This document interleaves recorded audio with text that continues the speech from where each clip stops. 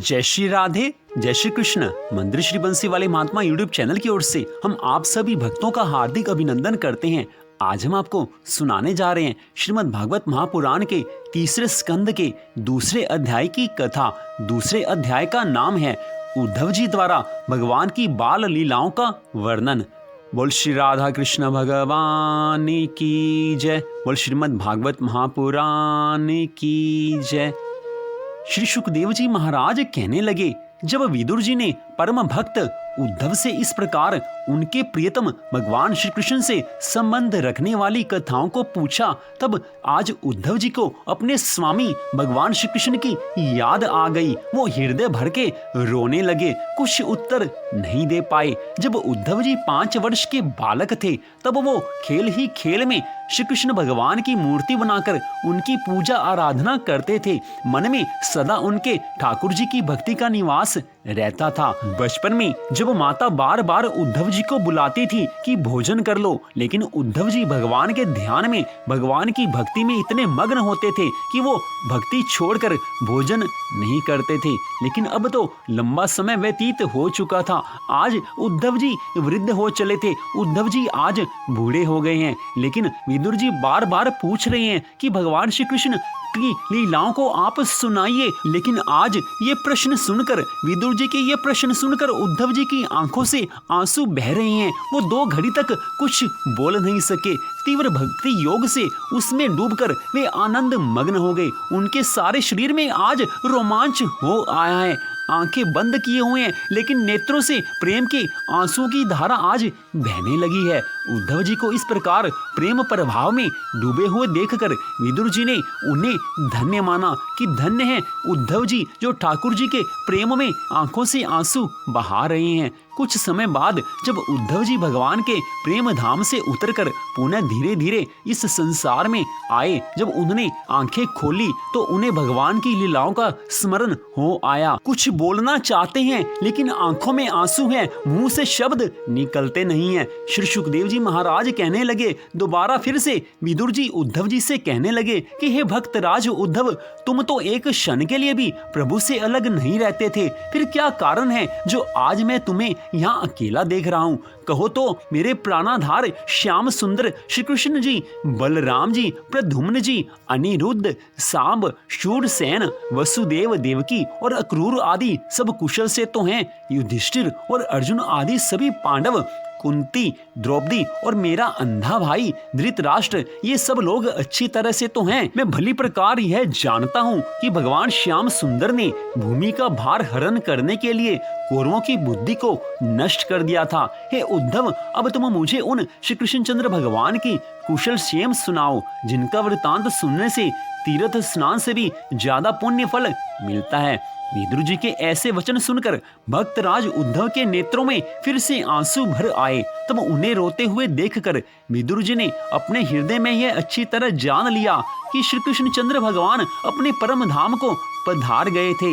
इसी कारण उद्धव जी उनकी याद में आंसू बहा रहे हैं। कुछ देर के बाद उद्धव जी ने आंसू पोंछते हुए कहा, हे विदुर जी, मैं तुमसे भगवान श्री कृष्णचंद्र जी का समाचार किस प्रकार कहूँ, क्योंकि वो हमारे श्याम सुंदर भगवान श्री कृष्ण रूपी सूर्य अब छिप गया है और कलयुग रूपी रात्रि का आगमन हो गया है। अतः मैं तुमसे उनकी बड़ाई किस तरह कहूँ? अब प्रभु अपने गोलोक धाम को पधार गए हैं। अब तो हम रोते चिल्लाते इस धरा धाम पर इधर उधर घूम रहे हैं, क्योंकि ठाकुर जी के बिना एक क्षण भी रहना इस संसार सागर में अब मुश्किल मालूम पड़ता है। ठाकुर जी के साथ जब मैं होता था तो मुझे कुछ चिंता नहीं होती थी, ठाकुर जी के प्रेम में सदा मग्न रहता था। आज ठाकुर जी नहीं है, आज हमारे श्याम सुंदर भगवान श्री कृष्ण नहीं है, तो उनके वियोग में पल पल आंखों से आंसू बहते हैं और ये कलयुग रूपी दानव हमें खाने को तैयार रहता है। आज विदुर जी से आज उद्धव जी सब कुछ कह रहे हैं। आज धन्य हैं उद्धव जी जैसे भक्त जो कि ठाकुर जी के अपने परम धाम को पधारने के बाद आंखों से आंसू बहा रहे हैं। आज भगवान के चले जाने के बाद उद्धव जी के मन में उनके विरह से जो दुख है, उस दुख को वो किसी तरह से कह नहीं पा रहे हैं। आंखों में आंसू हैं। ठाकुर जी की याद में जो आंसू बहा ले, उससे बढ़कर भगवान का भक्त कोई और हो नहीं सकता।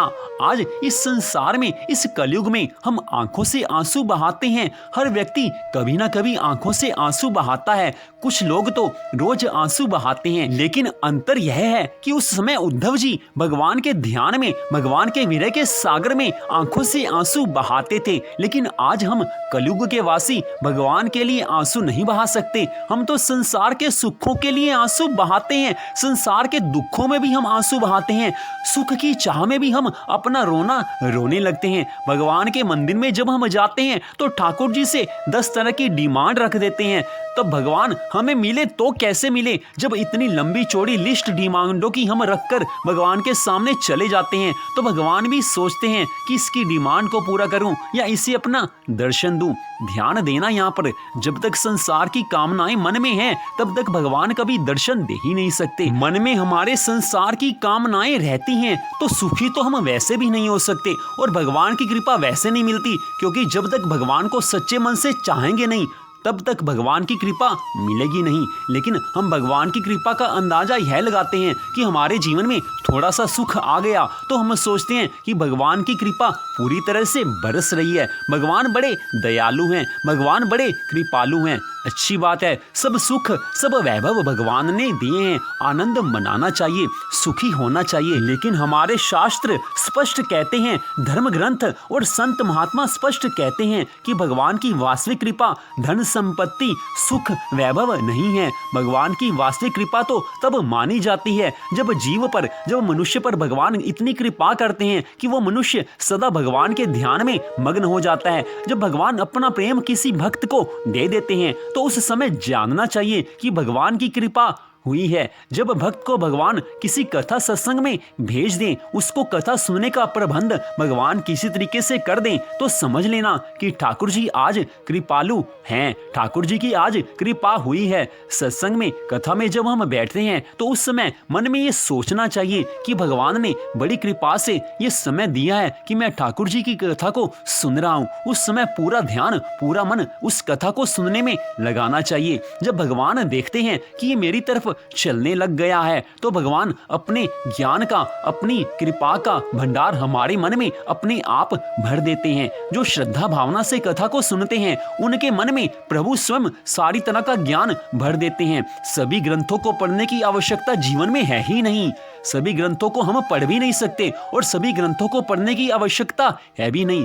केवल भगवान में श्रद्धा प्रेम विश्वास हो तो सारा ज्ञान प्रभु हमारे मन में अपने आप भर देते हैं। श्रीमद् भागवत महापुराण की कथा को अगर हम सुन रहे हैं तो ज्ञान तो अपने आप प्रभु हमें दे देंगे। ज्ञान होता क्या है? वास्तव में ज्ञान वही है जो हमें भगवान की ओर ले जाए। जिस क्षण, जीवन के जिस क्षण में हमें यह समझ में आ जाएगा कि हमें भगवान को प्राप्त करने के लिए मनुष्य का जीवन मिला है, हमें भगवान की भक्ति करनी है, संसार के कार्य करने हैं, लेकिन सर्वप्रथम भगवान की भक्ति करनी है। जिस क्षण हमें यह समझ में आ गया तब जान लेना कि हमें ज्ञान हो गया है। ज्ञान तो इतना ही होता है कि भगवान की भक्ति करनी है और भगवान की भक्ति के अलावा हम और कुछ कर भी नहीं सकते। हम संसार के कार्य करते हैं लेकिन वो अपने शरीर के लिए करते हैं, अपने परिवार के लिए करते हैं, लेकिन जो आत्मा हमारे अंदर है, जो ठाकुर जी का अंश, हमारे भगवान का छोटा सा अंश, जीवात्मा जो हमारे अंदर है, उसके लिए हमने क्या किया? उसके लिए तो भक्ति करनी है।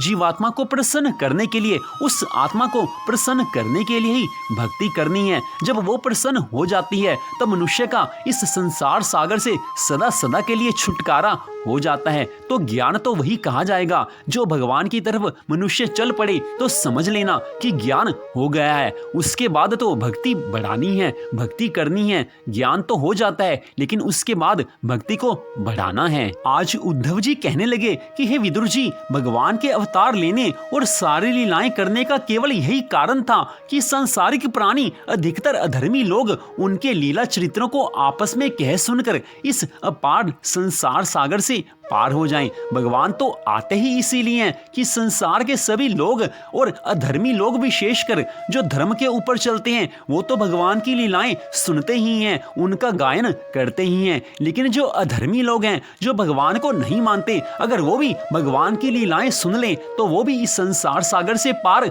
हो जाते हैं। हे विदुर जी, भगवान तो आते ही इस संसार में इसीलिए भगवान के अवतार लेने का वास्तविक कारण ही यही है। भगवान ने बड़े बड़े शक्तिशाली असुरों और राजाओं को मारकर उनका उद्धार किया था। हे विदुर जी, भगवान ने स्वयं अपनी मर्जी से भूमि का भार हरण करने के लिए कौरवों और पांडवों में महाभारत का युद्ध कराया था। उन्होंने ही समस्त कौरवों को नष्ट किया तथा उन्होंने ही पांचों पांडवों की रक्षा करके उन्हें राज्य सिंहासन दिलाया था। उन्हीं ने दुर्वासा ऋषि से शाप दिलवाकर 56 करोड़ यदुवंशियों को आपस में युद्ध करवाकर मरवा दिया। इसलिए उनकी याद करके आज मुझे बड़ा दुख हो रहा है। मेरी आंखों से झरझर आंसू बह रहे हैं। मैं सोच नहीं पा रहा हूँ कि मैं क्या करूँ, कहाँ जाऊँ, इस दुख से मेरा छुटकारा किस तरह हो सके।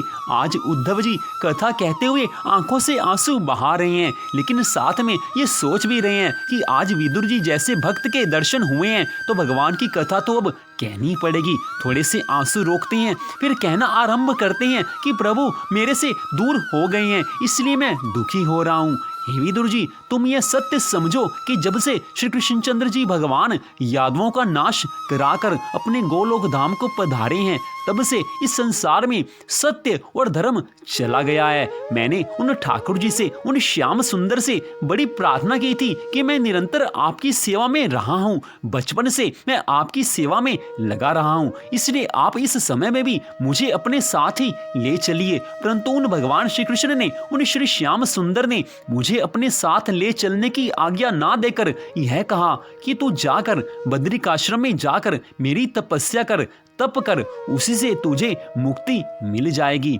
हे विदुर जी, उन्होंने मुझे जो ज्ञान उपदेश दिया था उसकी कथा श्रीमद् भागवत महापुराण के 11वें स्कंध में है। हे विदुर जी, भगवान श्री श्याम सुंदर मुझे कह गए थे कि केवल मुझे ही नित्य समझकर इस समस्त जगत को नाशवान समझो। जीवात्मा कभी नहीं मरता है, इस कारण मेरे जाने का शोक मत करो। जिस तरह प्राणी एक वस्त्र छोड़कर दूसरा वस्त्र पहन लेता है, उसी तरह यह जीवात्मा एक देह को छोड़कर दूसरे देह में प्रवेश कर जाता है। इसलिए मृत्यु का शोक नहीं करना चाहिए। एक प्रमुख ज्ञान यह भी है कि केवल मुझे ही नित्य समझना चाहिए और संसार को अनित्य जानना चाहिए। हे विदुर जी, मुझे श्री श्याम सुंदर भगवान ने कितना सुंदर ज्ञान का उपदेश दिया था, लेकिन मैं फिर भी अपने आप को समझा नहीं पा रहा हूँ कि भगवान के विरह से होने वाले इस दुख को मैं कैसे सहन करूं।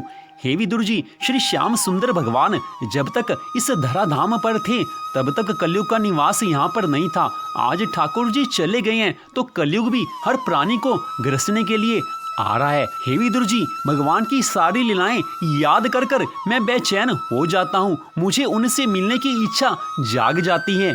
उन्होंने जो देवकी वसुदेव की चरण वंदना करके कहा था कि हे पिताजी, हे माताजी, कंस का बड़ा भय रहने के कारण मुझसे आपकी कोई सेवा नहीं बन सकी।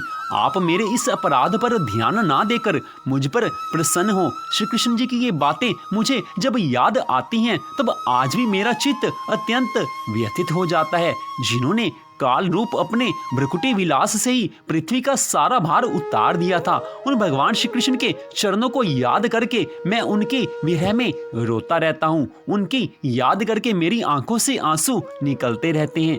आप लोगों ने राजसु यज्ञ में प्रत्यक्ष देखा ही था कि श्री कृष्ण भगवान से द्वेष करने वाले शिशुपाल को वह सिद्धि मिल गई जिसकी बड़े बड़े योगी भली भांति योग साधना करके भी नहीं प्राप्त कर सकते। तो उन भगवान श्री कृष्ण के विरह को भला कौन सह सकता है। हे विदुर जी, शिशुपाल के ही समान महाभारत के युद्ध में जिन दूसरे योद्धाओं ने अपनी आंखों से भगवान श्री कृष्ण के दर्शन किए थे, अर्जुन के बाणों से बिंदकर प्राण त्याग किया था, वे पवित्र होकर सब के सब भगवान के परम धाम को प्राप्त हो गए। स्वयं भगवान श्री कृष्ण तीनों लोकों के अधीश्वर हैं, उनके समान भी कोई नहीं है, तो उनसे बढ़कर तो कोई हो ही नहीं सकता। वे अपने स्वतः सिद्ध ऐश्वर्य से ही सर्वदा पूर्ण काम हैं, उनसे बढ़कर कोई हो ही नहीं सकता। हे विदुर जी, उन श्याम सुंदर भगवान की आज भी वो श्यामल मूर्ति मेरी आंखों के सामने सदा दर्शन देती रहती है। मधुर मुस्कान, स्नेहमयी चितवन, सुधामयी वाणी, निर्मल चरित्र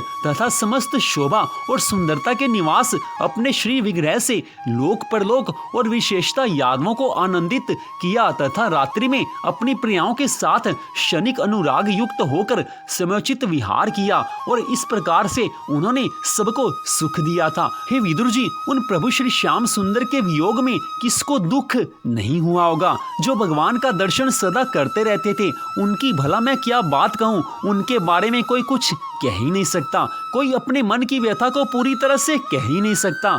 हे विदुर जी, मेरी आंखों से आंसू तो आप देख रहे हो, लेकिन मेरे हृदय में जो सब बातें हैं वो मैं आपको बता भी नहीं पा रहा हूँ। उन भगवान का विरह इतना तीव्र है कि मैं कुछ कहने में भी अपने आप को असमर्थ समझता हूँ। हे विदुर जी, एक बार द्वारकापुरी में खेलते हुए यदुवंशी और भोजवंशी बालकों ने खेल खेल में कुछ मुनियों को चिढ़ा दिया। तब यादव कुल का नाश होने ही वाला है, ये समझकर उन ऋषियों ने बालकों को शाप दे दिया। इसके कुछ ही महीने के बाद भाविवश वृष्णि, भोज और अंधक वंशी यादव बड़े हर्ष से रथों पर चढ़कर प्रभास क्षेत्र को गए। वहां स्नान करके उन्होंने उस तीर्थ के जल से पितर, देवता और ऋषियों का तर्पण किया तथा ब्राह्मणों को श्रेष्ठ गौएं दान में दी। उन्होंने सोना, चांदी, शैया, वस्त्र, मृग चर्म, कंबल, पालकी, रथ, हाथी और ऐसी भूमि जिससे जीविका चल सके